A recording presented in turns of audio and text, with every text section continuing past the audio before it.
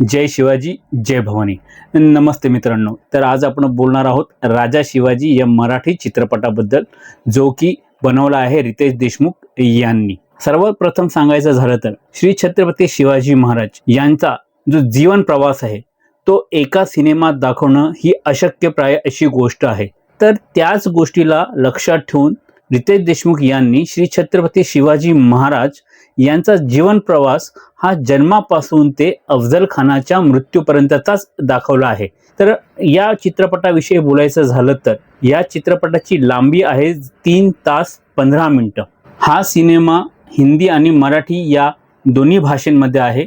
मी हा सिनेमा मराठी भाषेमध्ये पाहिला, पण खरं सांगायचं झालं तर हा सिनेमा मराठी भाषेत असला तरी अर्धा सिनेमा हा हिंदी भाषेत आहे, कारण यामध्ये आदिलशाही, निजामशाही आणि मुघलचा काळ दाखवण्यात आलेला आहे।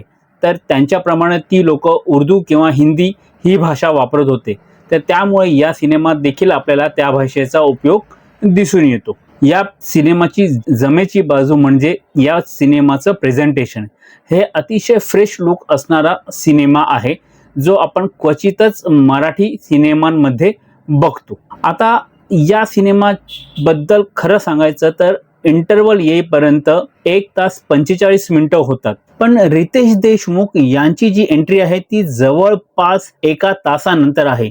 तोपर्यंत या चित्रपटात त्यांचं बालपण आणि बालपणाच्या भूमिकेत रितेश देशमुख यांचे चिरंजीव देखील आपल्याला दिसतात। तर त्याचप्रमाणे इतर कॅरेक्टर्स जे ॲक्टर्स आहेत त्यांनी देखील शिवाजी महाराज यांचे बालपणाचा रोल यात साकारलेला आहे। तर 1 तासानंतर ज्यासाठी आपण हा चित्रपटगृहामध्ये जाऊन बघतो, म्हणजे रितेश देशमुख यांची एंट्री 1 तासानंतर होते। आणि जर हा चित्रपट आपल्याला खरोखरच समजायचा असेल तर आपल्याला श्री छत्रपती शिवाजी महाराज यांचा इतिहास माहीत असणे जरुरी आहे। तेव्हाच आपल्याला सिनेमा बघताना या गोष्टींची कल्पना येईल की खरं सिनेमामध्ये हे कशाबद्दल बोलत आहेत, हे काय सांगत आहेत। जमेची बाजू म्हणजे चित्रपटामध्ये जेव्हा नवे नवे कलाकार येतात किंवा कॅरेक्टर्स येतात तर त्यांच्याबद्दल लिहून त्यांची थोडक्यात माहिती देण्यात आलेली आहे, त्यामुळे आपणास समजण्यास थोडासा त्याचा फायदा देखील होतो। आता हा चित्रपट पूर्णपणे रितेश देशमुख यांच्यावर बेतलेला नाही आहे। बऱ्याच ठिकाणी रितेश देशमुख आपल्याला स्क्रीनवर दिसतच नाही, त्याऐवजी इतर जे को स्टार आहेत, खूप मोठी लिस्ट आहे। तुम्ही माझा जर पूर्वीचा व्हिडिओ पाहिला असेल तर तुम्हाला कळेल की को स्टारची लिस्ट केवढी मोठी आहे। तर अधिकाधिक हा पिक्चर सर्व कलाकारांवर बेतलेला आहे। तर काही ठिकाणी जेव्हा रितेश देशमुख पडद्यावर नसतात तर इतर कलाकार असतात, त्यावेळी आपल्याला अभिषेक बच्चन हे विशेष असे लक्षात राहतात।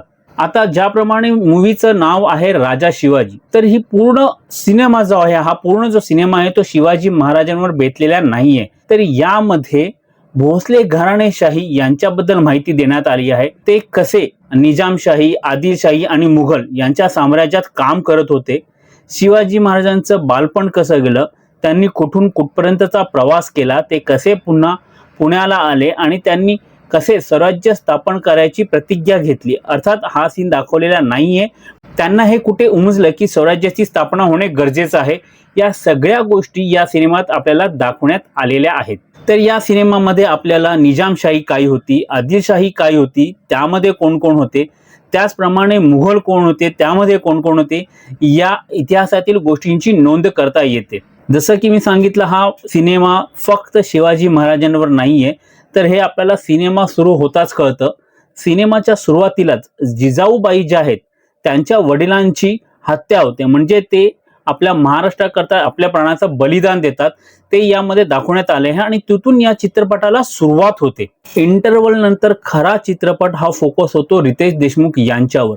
त्यानंतर अधिकाधिक स्क्रीन टाइम हा रितेश देशमुख यांनी व्यापलेला आहे। संजय दत्त यामध्ये ॲज अ अफजल खान आपल्याला दिसतात आणि त्यांनीही त्यांची भूमिका अतिशय दमदार अशी केलेली आहे। त्यांना बघता क्षणी किंवा त्यांची ॲक्टिंग बघून आपल्याला विश्वास होतो की कदाचित अफजल खान अशाच कोणत्या तरी रूपामध्ये त्यावेळी असेल। जर पर्सनली मला विचाराल की या सिनेमामध्ये मला काय नाही आवडलं, नाहीपेक्षा ज्यात जास्त इंटरेस्ट नव्हता, तो म्हणजे जिथे जिथे रितेश देशमुख आणि जेनेलियाचा सीन येतो त्यावेळी मूवी थोडीशी स्लो होते आणि असं वाटतं की जेनेलिया सईबाईच्या भूमिकेत चपखळ नाही बसत आहे. ती प्रयत्न करत आहे मराठी बोलण्याचा, पण आपल्याला कानाला ते बरं नाही वाटत आहे.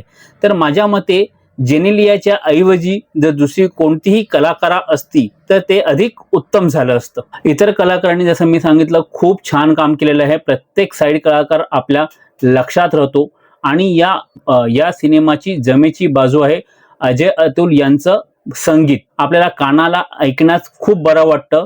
प्रत्येक सीन बरोबर संगीत मॅच होत आहे. आणि यामध्ये अजून एका कोस्टारची एंट्री आहे, ती म्हणजे सलमान खान यांची जेवा महालाच्या भूमिकेत. पण एवढा मोठा कलाकार अतिशय वेस्ट करण्यात आलेला आहे. त्याला एखादा 5 मिनिटाचा रोल देण्यात आला आहे, त्यातही एखाद दुःखी डायलॉग देण्यात आलेला आहे. याला पुरेपूर संजय दत्त सारखा जर वापरला असता सलमान खानला तर अधिक मूवी इंटरेस्टिंग झाली असती.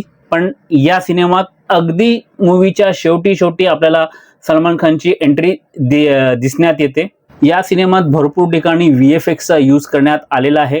शक्य तेवढे सीन आपल्याला रिअल वाटावे याचा प्रयत्न खरंच करण्यात आला आहे. पण काही ठिकाणी आता आपण एवढे सिनेमे बघतो की आपल्याला लगेच कळतं की जर अजून VFX छान वापरलं असतं किंवा थोडी मेहनत केली असती तर तो सीन अतिशय इम्प्रेसिव्ह झाला असता. पण एवढं असून सुद्धा ही मूवी वाईट आहे असं आपण बोलू नाही शकत. ही मूवी नक्की एकदा बघण्यासारखी आहे. माझ्या मते आपण सगळ्यांनी आपल्या कुटुंबाबरोबर जाऊन ही मूवी एकदा तरी सिनेमा थिएटरमध्ये नक्की पाहावी. आपल्या घरातील मुलांना दाखवावी, कारण त्यांना शिवाजी महाराजांचे महत्त्व कळेल. त्यांनी कसं स्वराज्य उभं केलं, कसे ते त्याकरता लढले, त्यांनी किती बलिदान केलं, या सर्व गोष्टी त्यांना या सिनेमाच्या माध्यमातून कळून येतील आणि आपल्याला पण त्या गोष्टींची अधिक माहिती होईल.